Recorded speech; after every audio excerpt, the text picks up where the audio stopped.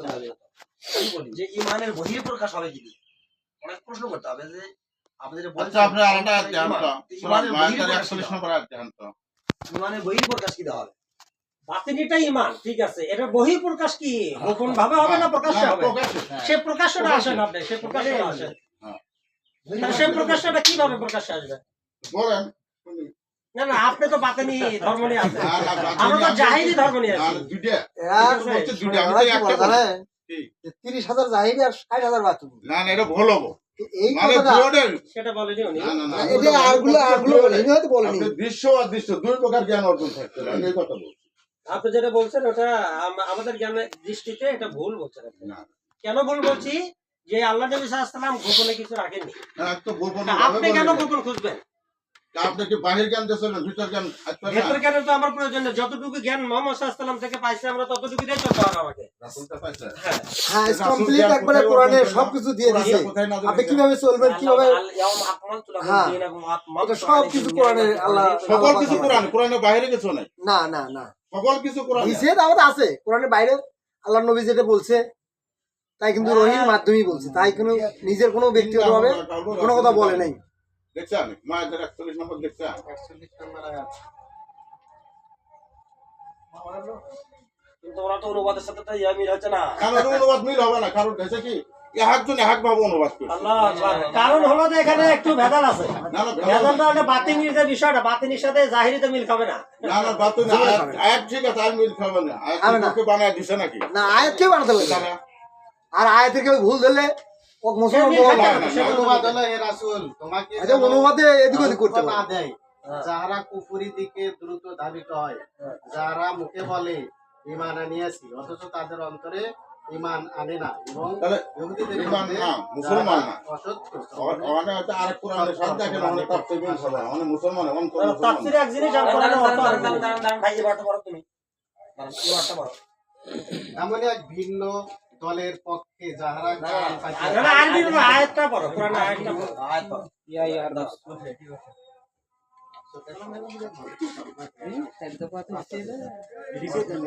ইয়া আইয়ুহার রাসূল লা ইয়াহজুনকা আল্লাযীনা ইউসারিউনা ফিল কুফরি আল্লাযীনা ইয়াকুলু আমান্না বিআফওয়াহিহিম ওয়া লাম তু'মিন কুলুবুহুম ওয়া মিনাল লাযীনা এখানে অন্তর শোনেন আপনি মুসলিমের কথা বলছেন ওখানে মুসলিম সব আপনি হচ্ছে শব্দই হয় নাই মানে মুসলিম যে শব্দ বলছেন মুসলিম শব্দ দিয়ে ভারতের মধ্যে নাই এবারের মধ্যে দেখতে হবে মুসলিম শব্দ আছে কিনা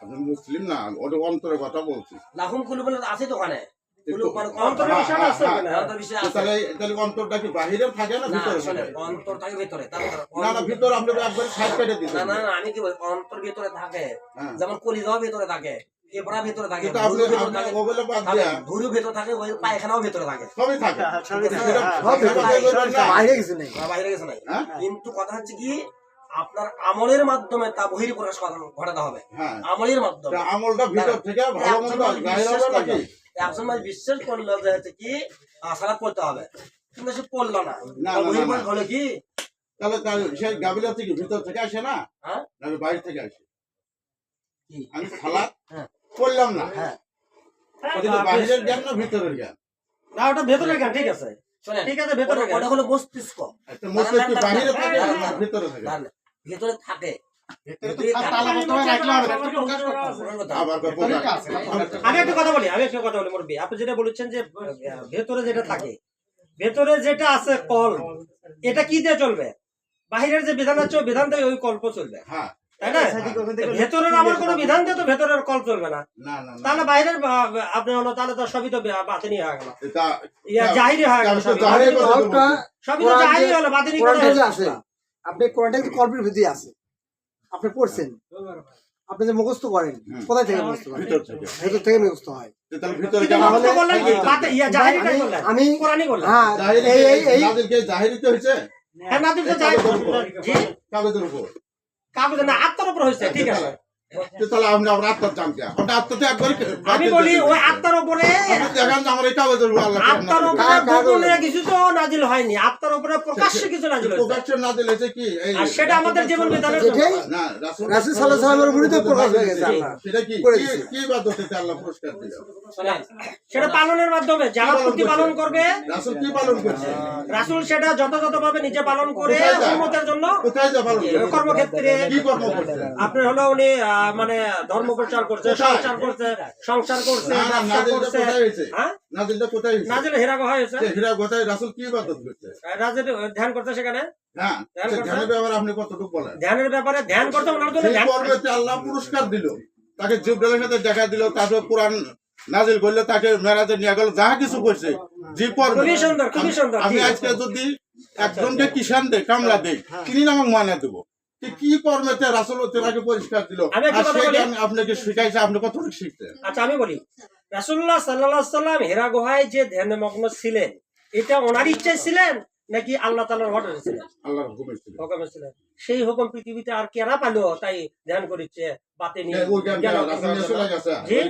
ওই জ্ঞান কি ওই জ্ঞান না? রাসূলের উপরে খাচ্ছিল। আপনি রাসূলের কোনো অনুসরণ করতেছেন না? রাসূলের অনুসরণ করছে, কি কিন্তু যে অনুসরণ করছে? আমি বলি যে অর্ডারটা আল্লাহ নবী সাল্লাল্লাহু আলাইহি ওয়াসাল্লামের উপর খাস ভাবে ছিল, ইন্ডিকেট করে ওনার উপর ছিল, সেটা অন্য কেউ ওই মানে ইয়েটা পাবে না, কি বাবা? ওই অর্ডারটা পাবে না, কোথায় বাতিল করছে?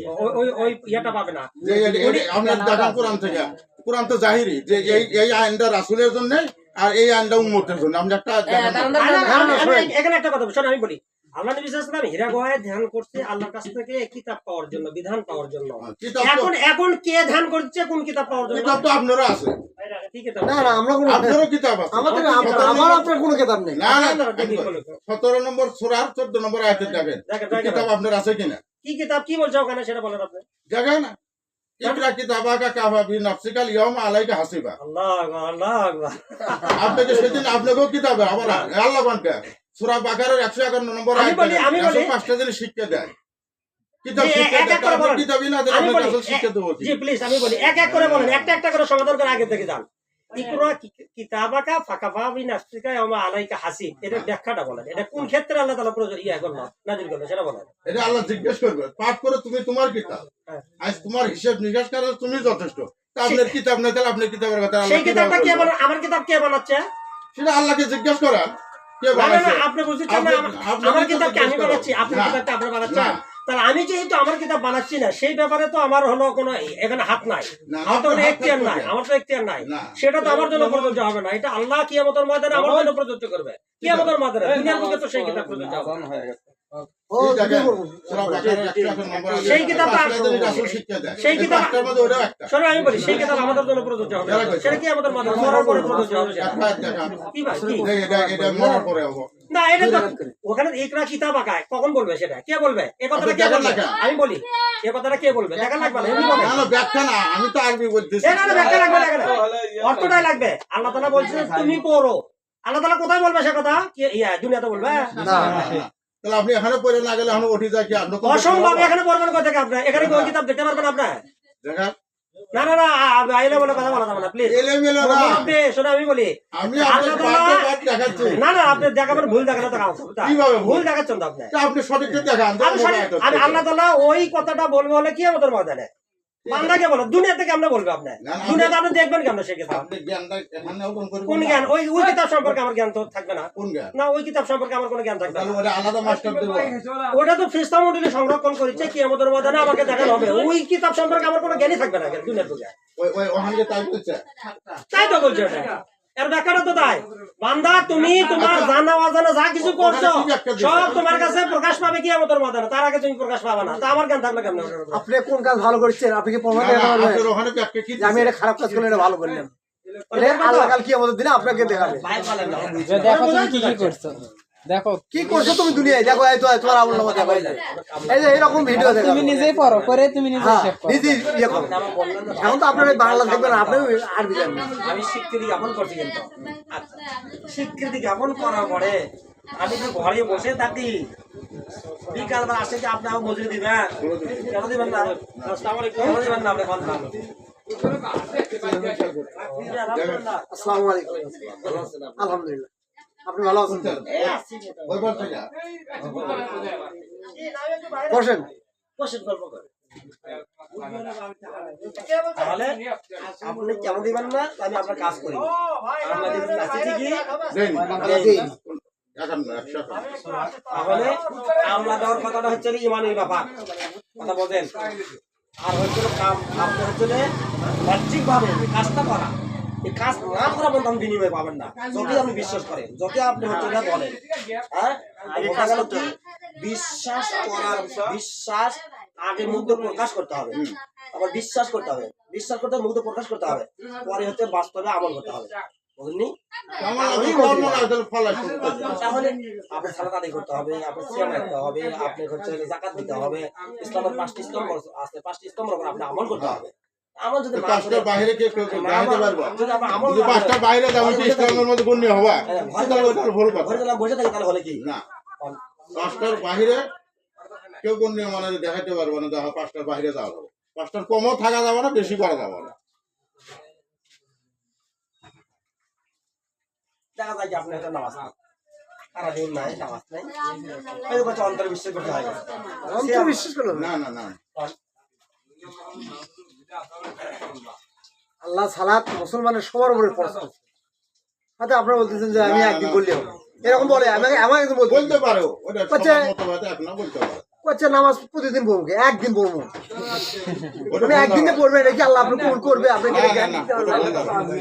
হ্যাঁ জ্ঞানী দিতে পারবেন ওটা ভুল ধারণা শোনেন এখানে প্রাইমারি স্কুল আছে না এই প্রাইমারি স্কুলে ভর্তি হওয়ার পরে কোনো দিন যদি ওই ছাত্র না যায় ওই ভর্তি থাকবে কি না ওই ভর্তি ছুটে যাবে আমি বিবাহ করছি কবুল করে আলহামদুলিল্লাহ কবুল করলাম এই কবুল করার পরে যদি বউ কোনোদিন হরবাদ না আসে আমার বিচার জন্য না আসতে বউ কি থাকবি বউ যখন থাকবার নাই তো এরকম ফর্মুলা আছে বউ যখন থাকবার নাই তেমনি হলে যত অন্তরে বিশ্বাস করুক যতক্ষণ পর্যন্ত আমল বাস্তবায়ন না করবি ততক্ষণ পর্যন্ত ইমান থাকবে না ইমান কেটে যাবে বুঝলি অন্তরের কথা কেটে যাবে সালাফি সাহেব ছিল না আব্দুল সালাম সালাফি সাহেব তিনি একদিন ওনার আমার বাড়ি মিঠু সেনের বাড়িতে আসে আমি তো ওই জায়গায় বসে তার পেঁচা পেটতেছে এখন আমাকে একজন করবে আমি বলছি না এক করি খেলা যে কয় যে নামাজ না না একদিন